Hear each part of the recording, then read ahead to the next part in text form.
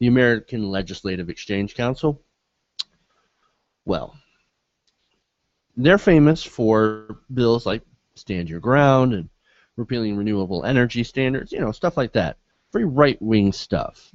So, very pro-business because they are business. They're a group of businesses that get together and draft model legislation. Well, now, one of the newest proposed pieces of draft legislation, model legislation, is trying to weaken the 17th Amendment. Now, what's the 17th Amendment? Well, it basically allows for you to directly elect your representatives, your senators. Okay?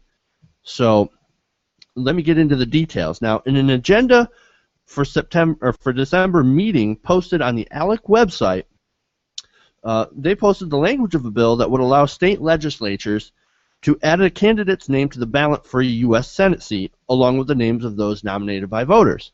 It allows for a state legislature to choose their own candidate. Now, the language of the bill also adds that 20% of the state's then sitting members of the legislature must sign on to this nomination. So they nominate it, then 20% of them have to agree to it. Now, obviously that's not very many senators. That's not many members of the state legislature. So that can cause a little bit of problems. Now think about that. Are there Democratic senators in states with a Republican majority in the state legislature? Now what about the opposite? Now, for example, we've got Michigan, and we have Carl Levin and Debbie Stabenow. Now, those are two Democratic senators, while Michigan holds a majority of Republicans in our elected legislature. So, now think about that. Now, what are they going to do if they can now appoint senators? Well, obviously, they're going to choose their own party. They're going to choose their own party candidates. That's like a no-brainer. Duh, of course. That's what's going to happen. They're going to try and choose the members of their own party to be the senator. Now, the good news is that right now the bill still actually allows voters final approval. But there is a movement out there that wants to get rid of the direct elections of senators entirely. Yeah, we don't want those people voting for the senators. That's crazy. No, we want to choose the senators, or we want our state legislatures to choose our senators instead of the people. Democracy? No, we don't want that. Obviously.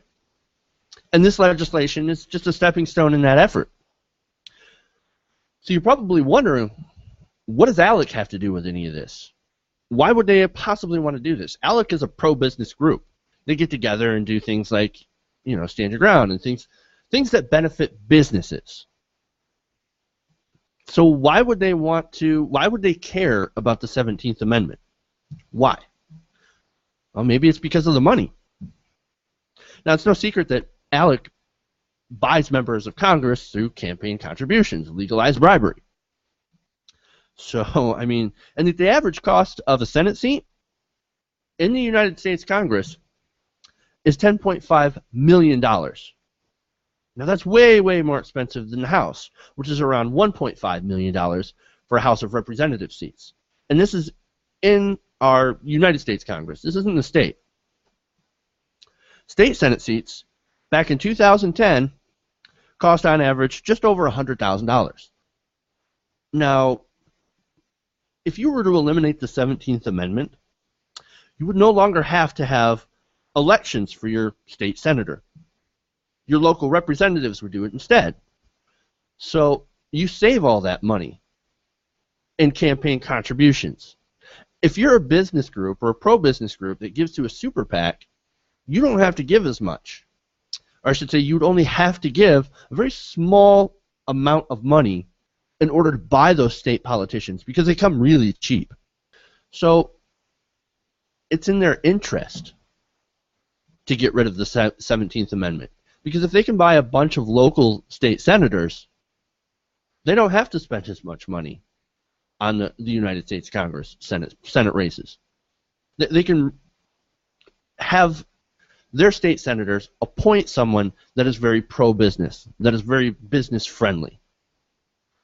And when they're business friendly, they're not exactly friendly to everyone else.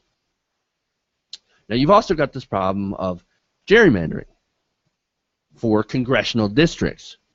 And you end up with just a huge, huge issue. Pretty much the end of your democracy. Now, it's important to note that for actually 100 years, only for 100 years, we've had the ability to directly elect our senators. And if you think it's broken now, with the way it is now, without the 17th Amendment, the Senate seats would be vacant for months at a time, because it happened before. And back then, it was due to all the different stalemates between the parties. So if you thought the Senate was broken, just wait if this ever got through. Now, of course, the final point I'd like to mention on this story is the polling. Apparently, the American people actually like having a voice in their government. According to a Huffington Post poll conducted this month, 71% of voters support the direct election of senators by popular vote, and 64% want to keep the 17th Amendment in place. Now, I'm actually surprised that the numbers are this low. It should be overwhelming that the 17th Amendment be kept in place. Yes, we should be able to elect our senators directly. It's kind of a no-brainer, but so you got to ask the question of why this is so low. What I think is that people are very cynical about government, and for good reason. There's a lot of reasons why someone should be cynical about government, of course. But I don't think they understand the reasons why it's as bad as it is, and it's because of stuff like this. I mean, this is kind of a dangerous thing. This is a dangerous trend. Trying to eliminate democracy, trying to roll back voting rights, and trying to eliminate the direct election of our senators. Where is this country heading in terms of access to the polls, in terms of voting? So we have a major problem. And another problem, of course, is that cynicism. That cynicism leads to apathy. And apathy leads to people staying home. Now you've got people like Russell Brand, who have that same mindset of, it doesn't matter in this corporate-controlled system. In a way, he's right, but in a way, he's actually wrong. Because there is a way to change the election's outcomes. And that's paying attention to your politics, especially to your local politics. And I think that's really, really important, because they always start at the bottom. Any movement starts at the bottom. We have to get more involved. If you're cynical about government, then you need to get involved at your local level, because that's the stuff that you can change. Hey, thanks for watching this video. Please leave a comment below, and if you enjoyed this video, make sure to hit the like button and share with your friends. If you want to see more, go to our channel at youtube.com/TYTNation, and if you really want to support the show, support this channel, go to our fundraising campaign at www.patreon.com/TYTNation. The website is in the description below. Thank you guys, and keep watching.